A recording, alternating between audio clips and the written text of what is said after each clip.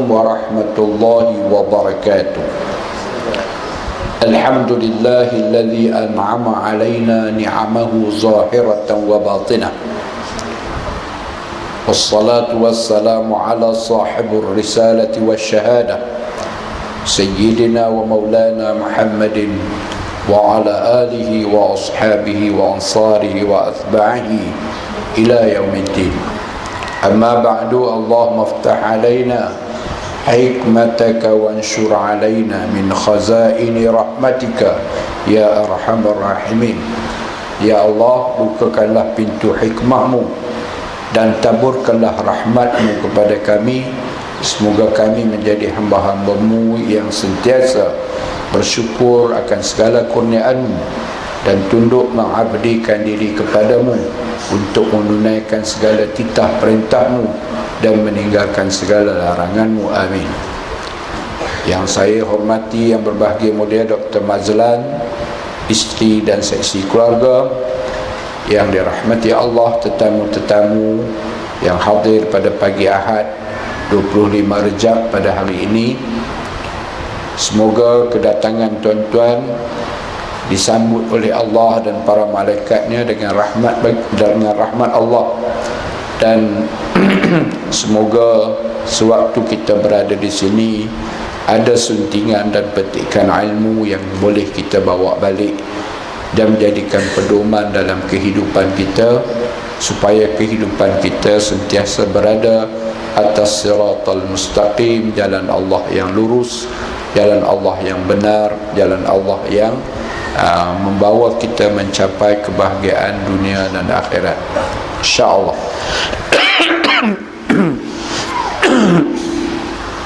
Tuan-tuan dan puan-puan yang dirahmati Allah Subhanahu wa taala, pengajian kita hari ini akan memberikan sedikit kupasan dan huraian tentang kebesaran solat, kerana kebesaran solat itu merupakan kemuncak daripada perjalanan baginda sallallahu alaihi wasallam dari Masjidil Haram menuju ke Masjidil Aqsa, dan daripada Masjidil Aqsa Rasulullah dimi'rajkan sampai ke Sidratul Muntaha dan ke atas lagi, bertemu dan melihat zat kebesaran Allah Subhanahu wa taala.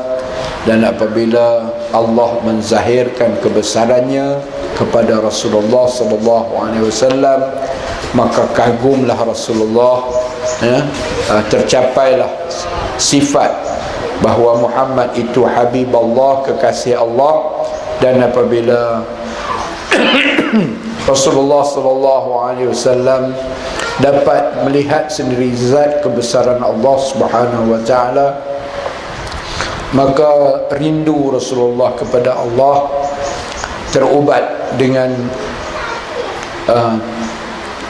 orang kata apa, keluarlah ayat-ayat puji dan puja di bibir Rasulullah yang mulia terhadap Allah Subhanahu wa taala. Dan Allah Subhanahu wa taala menyambut kekasihnya Muhammad sallallahu alaihi wasallam dengan ucapan-ucapan yang mulia. Maka Allah anugerah fa'auha ila abdihi ma auha. Allah pun mewahyukan dan memfardukan kepada Rasulullah sallallahu alaihi wasallam apa yang Allah fardukan, iaitu anugerah paling tinggi, anugerah paling mulia, anugerah paling sempurna kepada Muhammad sallallahu alaihi wasallam, yang menggambarkan Muhammad itu insan paling mulia, insan yang paling jujur, insan yang paling setia, insan yang paling sabar, insan yang paling banyak berkorban untuk la ilaha illallah. Dan dialah Sayyidul Mursalin, ketua kepada sekalian Rasul dan sekalian Nabi. Maka Allah anugerahkan kepada baginda di kemuncak Mi'raj baginda adalah Allah anugerahkan salat 5 waktu.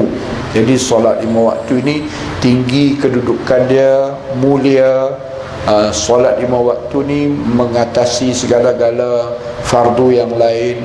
Dan solat 5 waktu ni merupakan satu warisan yang kita terima daripada Rasulullah sallallahu alaihi wasallam, dan baginda menerimanya daripada Allah Subhanahu wa taala di malam kemuncak Isra baginda, iaitu di malam di mana Allah menjemput baginda menghadap Allah Subhanahu wa taala, dan perjalanan yang sangat istimewa, luar biasa, hebat, dan tak boleh kita kaji dengan menggunakan otak manusia semata-mata, kerana ini perbuatan Allah Subhanahu wa taala untuk kekasih baginda Muhammad sallallahu alaihi wasallam.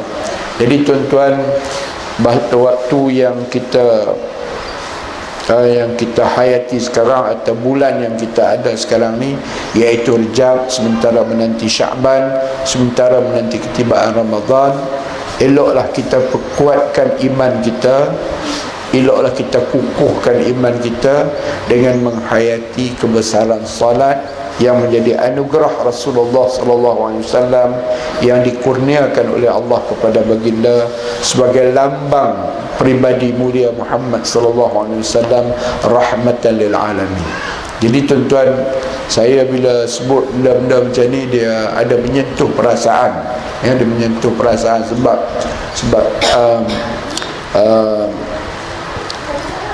Rasulullah SAW sendiri, bila dia balik daripada peristiwa Isra' dan Mi'raj ini, sampai sebelum subuh di kota Mekah, maka dia ceritakan kepada penduduk Mekah, termasuklah Abu Lahab yang terekam awal lagi mendengar cerita ni, maka di kalangan orang Islam pun ada dua pihak.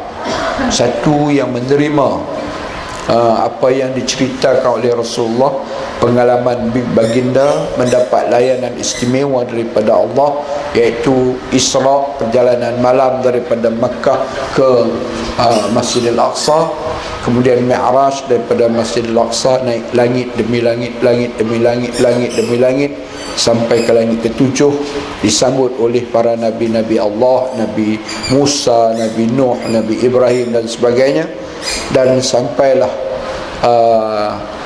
bertemu Allah, mendapat anugerah paling tinggi, iaitu salat, bawa balik dan sampai balik ke Mekah sebelum subuh. Jadi Rasulullah cerita satu. Tuan-tuan, Abu Lahab, Abu Jahal, orang-orang Quraisy yang tak beriman ni, mereka dapat model baru. Dia kata Muhammad ni merepek dah. Muhammad ni bertambah merepek dah. Kalau bahasa Mengkuang kita katalah, Muhammad ni bertambah merepek dah. Orang duk jalan pi ke Masjidil Aqsa, pi balik 3 bulan lebih, dia habaq kat kita, kata dia bukan setakat sampai Masjidil Aqsa, bahkan naik tinggi langit pun kita tak tahu nak gambarkan tinggi mana. Naik kapal terbang, dia duk habaq kata ketinggian kita sekarang 46 ribu batu daripada arah laut. Kita pun tak tahu tinggi mana tu. Yang kita tahu tinggi pada Gunung Everest satu lah. Gunung Everest 29,000 kaki daripada arah laut. Jadi langit yang pertama tu tinggi mana, langit yang kedua tu lebih tinggi, langit yang ketiga lebih tinggi, langit yang keempat, langit yang kelima, yang keenam, yang ketujuh tu sangat tinggi, sampai di mana kita tak tahu. Tapi oleh kerana Muhammad itu Sayyidul Mursalin, dia ketua kepada Nabi dan ketua pada Rasul, dia adalah rahmatan lil alamin, rahmat kepada sekalian alam. Demikian Allah raikan dia. Allah raikan dia, Allah sambut dia, dan Allah sediakan satu perjalanan yang sangat istimewa, daripada dulu, orang kata zaman mundur, sampailah dunia ni nak kiamat, zaman moden berteknologi tinggi, orang tak boleh buat macam Isra' dan Mi'raj, kerana kerja ni kerja Allah Subhanahu wa ta'ala. Pada siapa yang dia nak raih, dia raih Habibullah, kekasih dia. Siapa dia nak raih? Rasulullah, utusan Allah. Siapa dia nak raih? Sayyidul Mursalin, ketua kepada sekalian Nabi-Nabi. Sebab tu tuan-tuan, bila Allah Ta'ala nak ceritakan ayat Isra' ni Allah mulakan dengan Subhana. Subhani Maha Suci.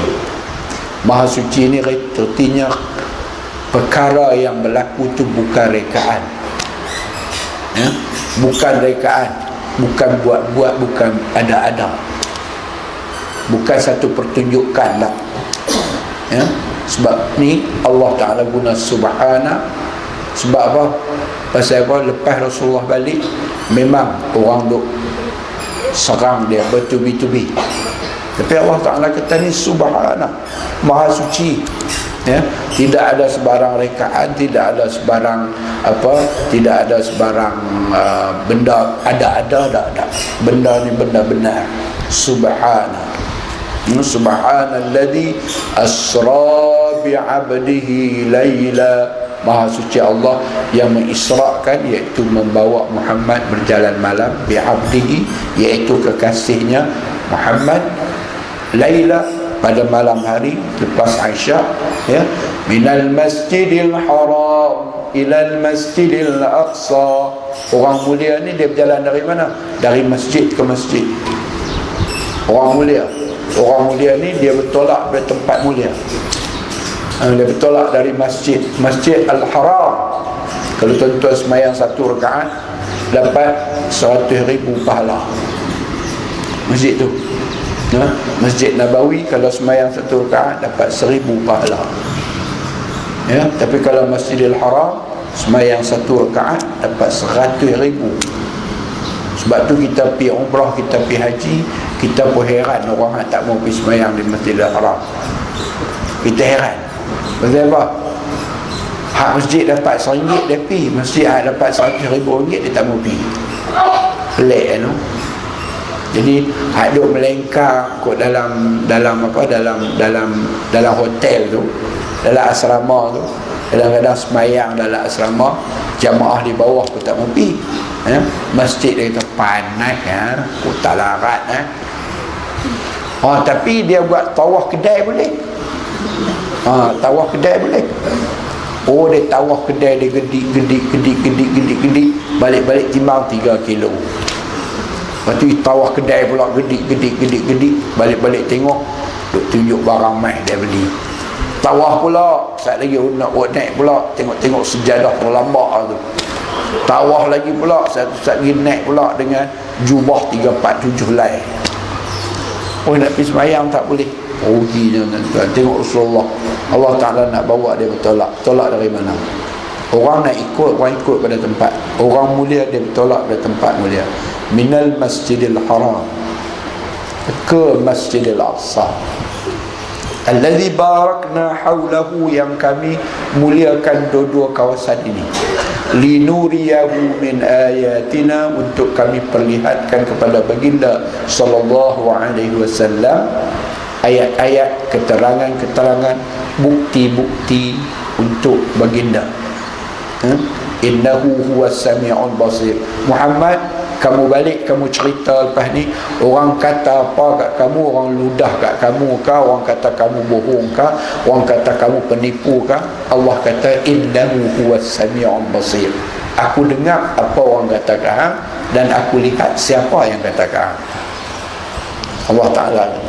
Allah Ta'ala sebut, ya. Sebab apa? Nak cerita kat orang Mengkuang, ya, bahawa macam Dr. Mazlan tadi, dia pergi 6 hari ke India, dia balik, ya. Padahal dia pergi ke India tu 3 jam lebih, ya. Flight katalah 4 jam, ya. Pergi cerita kat orang dulu yang melayak kapal 3 bulan. Tentulah orang tak percaya. Pasal ni alat berubah.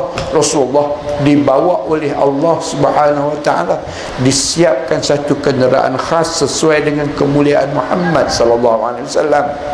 Agung nak mai kampung Mengkuang ni, takkan nak bagi Proton Saga kot. Takkan nak bagi Proton Saga. Orang sedia kenderaan yang sesuai dengan kemuliaan dia. Agung nak main Mengkuang ni, takkan orang nak bagi pengiring dia Dr. Mazlan. Dr. Mazlan tak tepi, Ustaz dah jauh sekali, ya. Orang cari tuan yang terutama Tun menjadi pengiring dia. Rasulullah nak diisrakan, pengiring Rasulullah Jibril alaihissalam. dibawa khas, diturunkan khas oleh Allah Subhanahu wa ta'ala untuk menjadi juru iring dan juru penghurai kepada Rasulullah sallallahu alaihi wasallam. Kenderaan burak. Burak ni halus bulunya bagaikan sutera, putihnya memancar-mancar, hijaunya itu apa orang kata apa, menjadi sulam. Cantik kenderaan ni, tapi dia pun sendiri berpeluh. Pasal dia kata penumpang malam ni sangat istimewa. Penumpang malam ni Muhammad rahmatan lil alamin. Dia pun sendiri berpeluh. Pasal apa? Belum ada penumpang yang sehebat ini. Allah sediakan semuanya. Dan burak lebih laju daripada cahaya. Dia lebih laju daripada cahaya. Burak jangan diukur dengan kapal terbang Obama. Burak jangan diukur dengan jet pejuang yang kita duk tengok duk terbang wing tu, kita pun kira laju sangat dah. Jangan diukur tu. Dia lebih laju daripada segala yang laju, kerana Allah Ta'ala yang buat dia. Pasal apa? Nak sesuai dengan orang yang nak diraihkan Allah. Siapa dia? Habibullah, kekasih Allah. Kekasih Allah. Jadi tuan-tuan, kita boleh belajar di sini. Kalau kita berada dalam suasana beriman, bertakwa kepada Allah, kalau kita mulia dalam hidup, Allah sentiasa jaga kita, Allah sentiasa raih kita. Allah sebut dah, kalau kamu pilih untuk jadi orang yang mulia, orang yang bertakwa, Allah akan bagi macam-macam habuan, dunia atau akhirat. Tuan-tuan baca ayat macam-macam dah. Inna lil muttaqina mafazan hadaiqa wa a'naba wa kawa'iba athraban wa ka'san dihaqa. Sesungguhnya kepada orang-orang yang bertakwa kami sediakan istana-istana dan kebun-kebun anggur yang luas untuk mereka. Di rumah di dunia ni tak ada istana. Panggil orang besar mai tidur rumah kita pun orang tak mau, pasal rumah sempit.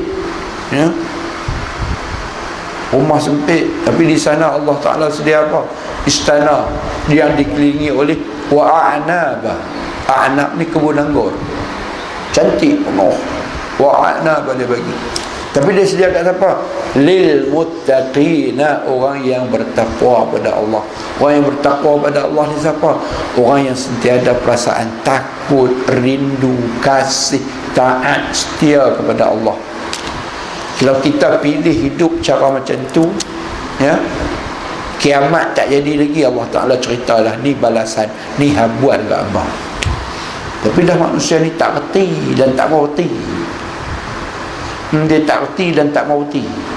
Allah janji macam-macam, wa zawwajnahum bihurin 'ain. Kami akan kawinkan mereka dengan bidadari-bidadari yang cantik-cantik.